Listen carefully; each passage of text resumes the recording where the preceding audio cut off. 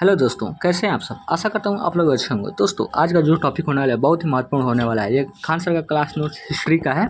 इसमें जो टॉपिक अगले वीडियो में हम लोग पढ़ लिए थे, आज इस वीडियो में देखेंगे ईसिंग 673 ईसा पूर्व, ठीक है, ईस्वी।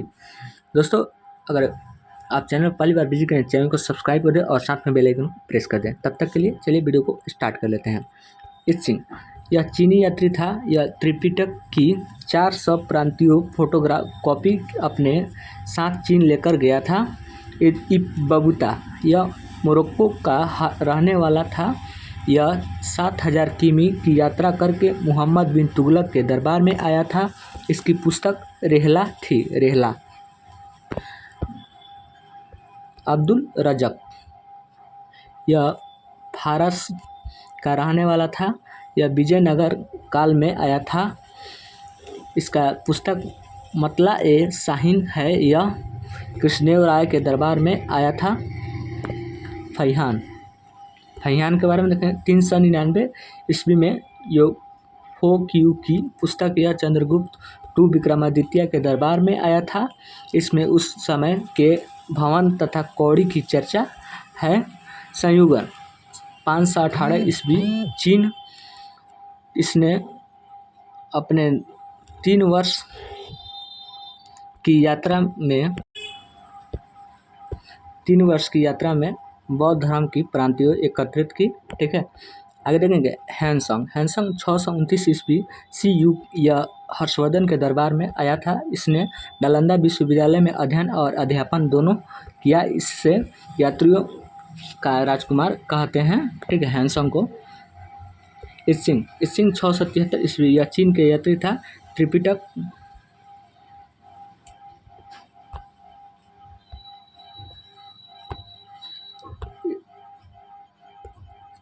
यह चीनी यात्री त्रिपिटक 400 प्रांतियों के साथ अपने चीन लेकर गया था।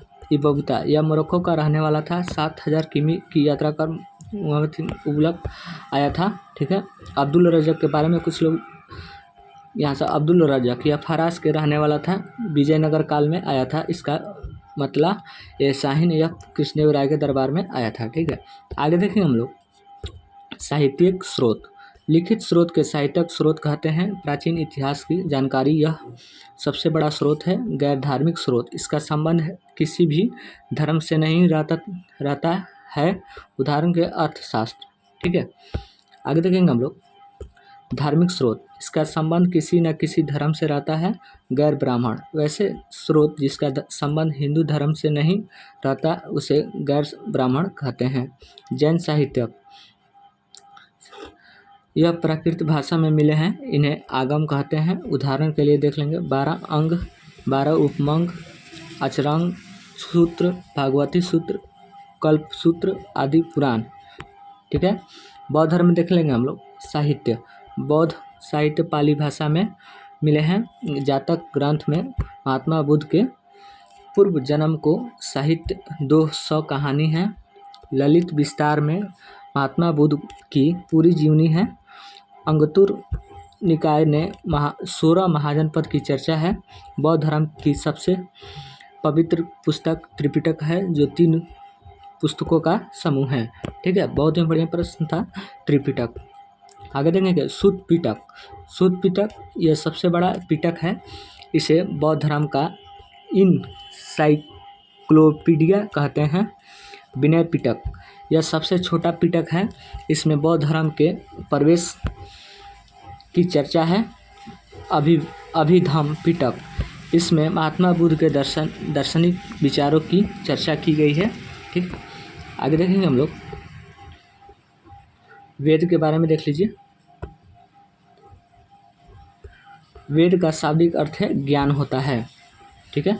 आगे देखेंगे हम लोग वेद के बारे में। वेद ज्ञानी, ब्राह्मण, उपवेद ज्ञानी।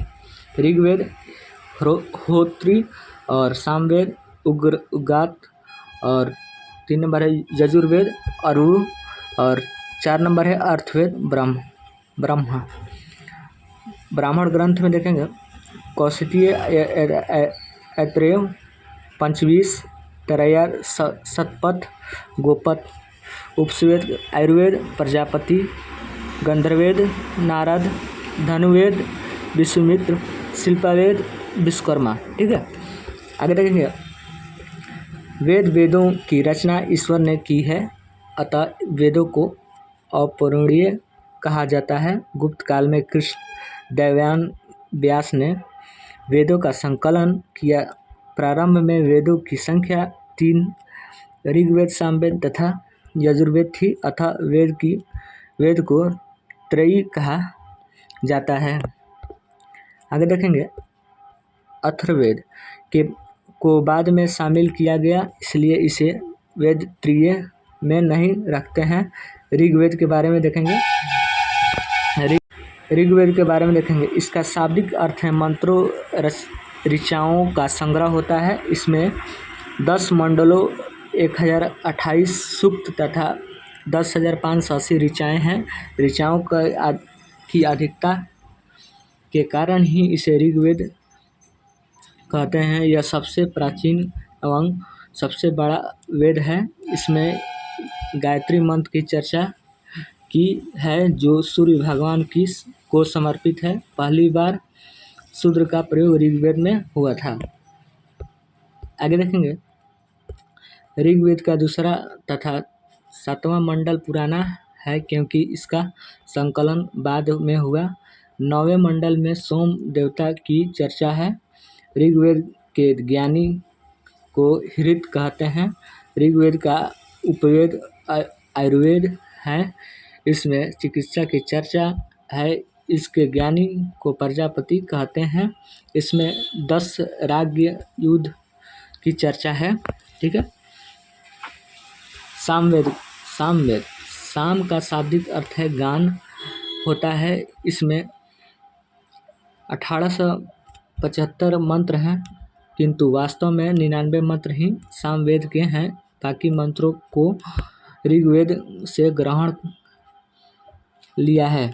सामवेद में भारतीय संगीत के 7 स्वर सा रे ग म प द नि का चर्चा है। यह संगीत यज्ञ के समय गाए जाते हैं। सामवेद ज्ञानी को उद्गाता कहते हैं। सामवेद का उपवेद गंधर्ववेद है। गंधर्ववेद के ज्ञानी को नारद कहते हैं। भारतीय संगीत का जन्म सामवेद में हुआ है। यजुर्वेद के बारे में देखेंगे। इसमें 1990 मंत्र हैं। इसमें युद्ध एवं कर्म कांड की चर्चा है। यह एकमात्र वेद है जो गद्य और पद्य दोनों में है। इसे भाग 2 में बांटते हैं।